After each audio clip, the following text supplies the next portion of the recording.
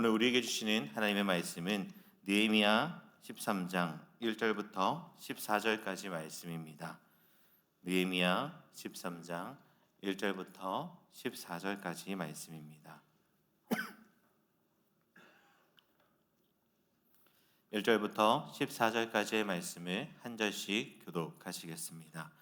그날 모세의 책을 낭독하여 백성에게 들렸는데 그 책에 기록하기를 암몬 사람과 모압 사람은 영원히 하나님의 총회에 들어오지 못하리니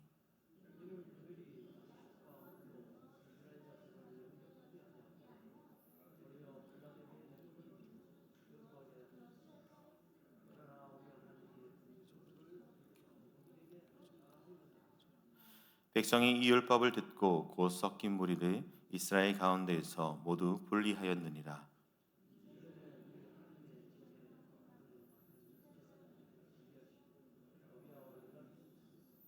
도비아를 위하여 한 큰 방을 만들었으니 그 방은 원래 소재물과 유황과 그릇과 또 레위 사람들과 노래하는 자들과 문지기들에게 11조로 주는 곡물과 새 포도주와 기름과 또 제사장들에게 주는 거제물을 두는 곳이라.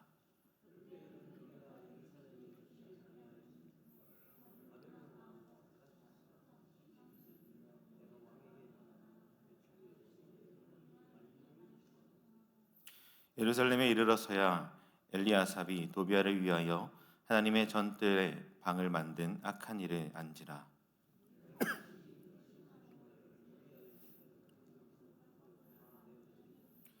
명령하여 그 방을 정결하게 하고 하나님의 전에 그릇과 소재물과 유황을 다시 그리로 들여 놓았느니라.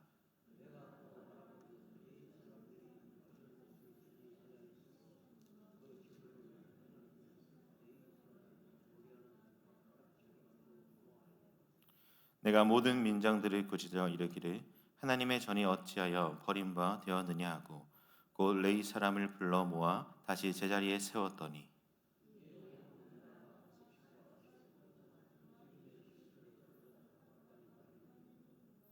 내가 제사장 셀레마와 서기관 사독과 레위 사람 부다야를 창고시기로 삼고 마따냐의 손자 사콜의 아들 하난을 버금으로 삼았나니 이는 그들이 충직한 자로 인정됨이라.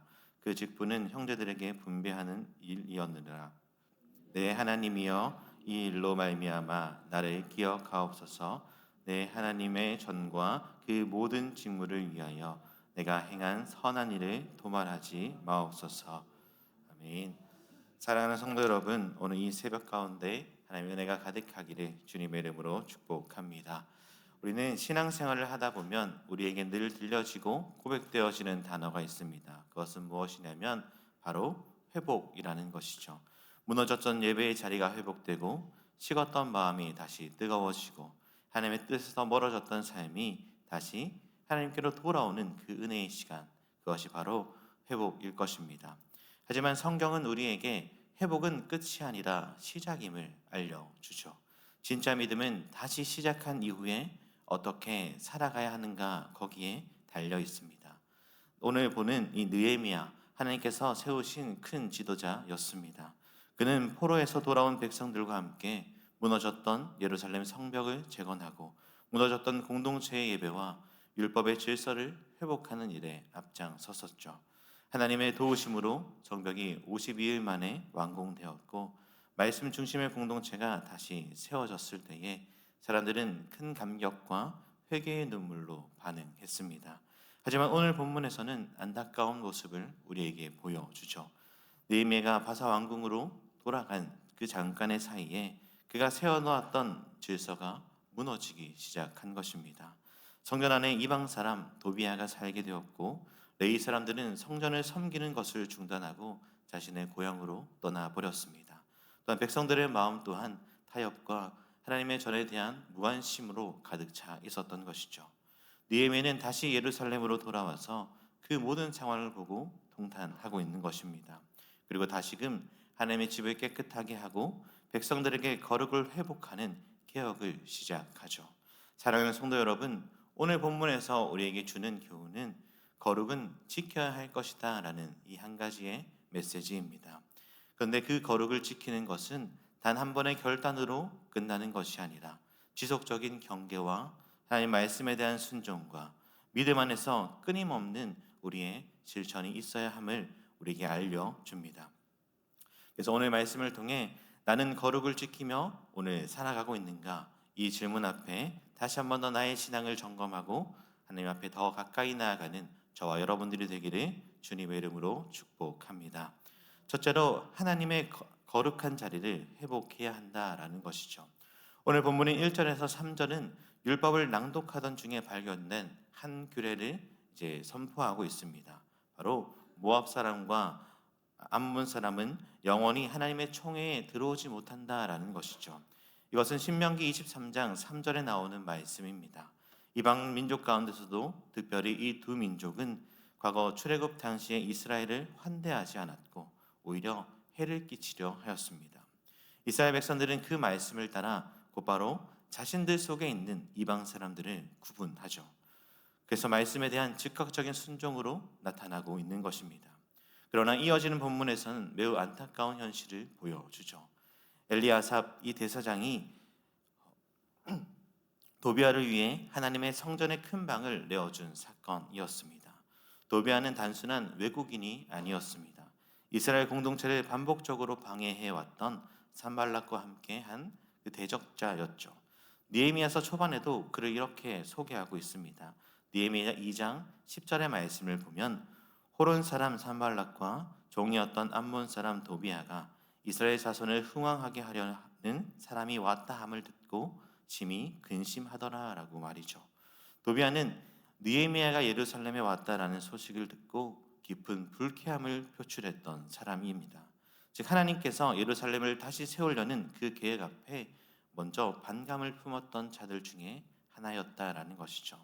그런데 그런 자가 성전 한가운데 거기다 본래 거룩한 예물과 11조와 제사에 필요한 것들을 두는 곳에 버젓이 살고 있었다라는 것이죠. 거룩을 지켜야 하는 대제사장 엘리야삽이 도리어 거룩을 타협하고 더럽히는 장본인이 되어버리고 만 것입니다. 하나님을 위한 공간이 사사로운 이 친분과 정치적 타협으로 인한 더러운 공간으로 바뀌게 된 것이죠.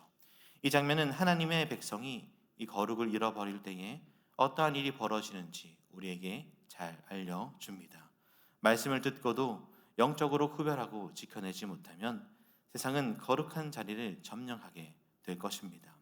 하나님께 드려야 할 자리가 바로 도비아가 들어오는 그러한 사태와 같은 모습이 벌어지는 것이죠. 예배의 자리에 세상의 욕망이 들어오고, 기도의 자리에 세상적인 계산이 들어오고, 섬김의 자리에 나의 이기심이 들어오는 것처럼 말입니다. 느헤미야는 이 소식을 듣고 매우 근심하죠. 그리고 도비아의 모든 세간을 방 밖으로 던져버리고 방을 정결하게 한 이후에 원래 그 방에 있어야 하는 재물과 것들을 다 다시 제자리를 가져놓습니다. 이 장면은 단순한 정리를 했다라는 것이 아니라 하나님의 그 자리, 그것에 대한 회복을 의미하는 것이죠. 예배의 회복, 거룩한 질서의 회복으로 말입니다. 느헤미야는 공동체가 잃어버렸던 그 중심을 회복하기 위해 가장 먼저 하나님의 성전부터 바로잡고 있는 것입니다. 사랑하는 성도 여러분, 오늘 우리의 삶에도 하나님께 드려야 할 거룩한 자리가 있습니다. 그러나 때로는 우리의 무관심으로 그 자리를 세상의 가치관에 내어주고 감정과 관계에 빼앗겨버리고 세상적인 유익과 편리에 양보해버린 그런 우리의 모습은 없습니까? 말씀보다 다른 것을, 예배보다 다른 무언가를, 하나님의 뜻보다 나의 뜻을 채우고 있는 것들 말입니다. 그러한 자리가 더 이상 하나님의 자리가 되지 못함을 우리는 깨달을 수 있어야 합니다. 그렇기에 하나님께 드려야 할 자리를 회복해야 한다는 것이죠. 하나님만이 주인 되셔야 할 그 자리, 하나님의 뜻만이 다스려야 할 우리의 중심을 다시 정결하게 하시는 저와 여러분들이 되기를 주님의 이름으로 축복합니다. 둘째로 하나님의 사명을 잊지 말고 지켜가야 한다는 것이죠. 사랑하는 성도 여러분, 신앙은 단지 예배당에 모여서 1시간 드리는 형식이 아닙니다. 하나님께서 맡기신 사명을 기억하고 그것을 감당하는 삶의 자리인 것이죠. 그런데 시간이 흐르면서 마음이 흐트러지죠. 우리는 하나님이 맡기신 그 사명을 잊거나 소홀히 하기 쉽습니다. 오늘 본문 10절의 이하에서 보면 하나님의 집을 섬기는 레위인과 노래하는 자들이 자신의 자리를 떠나는 모습을 볼 수 있습니다. 그들은 본래 하나님의 성전에서 예배를 섬기고 봉사하는 사명을 가진 사람들이었습니다. 하나님을 위해 11조의 목을 정하셨고 그들을 위해서 드렸던 그 11조가 그들을 하나님의 전에서 더 충성되게 일할 수 있도록 만들었죠. 그러나 느헤미야가 떠나 있는 동안 백성의 헌신이 점점 식어져 갔습니다. 11조와 성전을 운영하는 예물들이 제대로 드려지지 못하게 된 것이죠. 결국 레위인들은 생계를 유지할 수 없어서 자신의 밭으로 돌아가 버렸다라고 성경은 말해줍니다. 하나님의 집은 버려진 것처럼 방치되었고 예배와 찬양은 결국 멈추게 되었던 것이죠. 느헤미야는 이 상황을 보고 매우 분노합니다. 그리고 지도자들을 책망하며 묻습니다. 11절의 말씀입니다. 내가 모든 민장들을 꾸짖어 이르기를 하나님의 전이 어찌하여 버림바 되었느냐 하고 곧 레위 사람을 불러 모아 다시 제자리에 세웠더니라고 말합니다. 이러한 질문 단순한 질책이 아닙니다. 느헤미야의 말에는 하나님의 집에 대한 거룩한 책임의식이 담겨 있는 것이죠. 하나님의 백성이 하나님의 전을 돌아보지 못한 것은 단지 헌금이 줄었기 때문이 아니라 그들이 하나님의 마음을 잊었기 때문입니다. 그래서 느헤미야는 곧바로 개혁을 나선 것이죠. 레위인들을 다시 불러 모으고 하나님의 전을 일을 다시 맡기고 백성들에게 11조와 예물을 다시 정리하게 합니다. 그리고 이 사역이 다시 흐트러지지 않도록 성실하고 믿을 만한 사람들을 세워 맡기게 되죠. 이 장면은 우리에게 신앙의 사명을 지키기 위해서 사람과 제도와 그리고 책임감이 동시에 있어야 함을 보여주게 됩니다. 사랑하는 성도 여러분, 오늘날 우리에도 하나님께 받은 사명이 있습니다. 하지만 이 사명은 자동적으로 지속되지 않습니다. 우리 안에 열정이 식고 상황이 바뀌면 결국 사명을 놓아버릴 수도 있는 것이죠. 그 결과 하나님의 집은 비게 되고 하나님의 일은 멈추게 될 수도 있습니다. 신앙은 결심만으로 지켜지지 않습니다. 꾸준한 헌신과 하나님께서 맡기신 그 사명에 대한 책임감과 공동체적인 돌봄이 필요한 것이죠. 느헤미야는 그것을 실천한 지도자였습니다. 하나님의 전이 무너지지 않도록 사람을 세우고 제도를 회복하고 다시 방향을 잡는 일로 말입니다. 우리 모두 맡겨주신 그 예배의 자리, 기도의 자리, 섬김의 자리에서 그것을 회복해야 할 자리임을 기억하시고 다시 그 부르심 앞에 내가 여기 있나이다 나를 보내소서라는 그 믿음의 고백으로 다시 주님께 나아가는 저와 여러분들이 되기를 주님의 이름으로 축복합니다. 마지막으로 하나님의 기억에 남는 헌신의 삶을 살라라고 오늘 말씀하여 줍니다. 오늘 보면 14절의 말씀은 느헤미야의 기도가 이렇게 나오고 있음을 보게 됩니다. 14절의 말씀입니다. 내 하나님이여 이 일로 말미암아 나를 기억하옵소서. 내 하나님의 전과 그 모든 직무를 위하여 내가 행한 선한 일을 도말하지 마옵소서라고 말입니다. 이 짧은 기도 안에 느헤미야의 신앙의 중심, 이 삶의 방향이 담겨 있죠. 사랑하는 성도 여러분, 느헤미야는 수많은 일을 해왔습니다. 무너진 성벽을 재건하였고 백성들에게 회개로 이끌어 주었고 율법을 회복시켰고 성전의 질서를 다시 세웠습니다. 그러나 그는 자기의 공로, 이러한 모든 일들을 사람들에게 인정받으려고 하지 않았다라는 것입니다. 오직 하나님의 기억 속에 남는 삶을 소망했던 것이죠. 하나님, 내가 이 모든 일을 했습니다.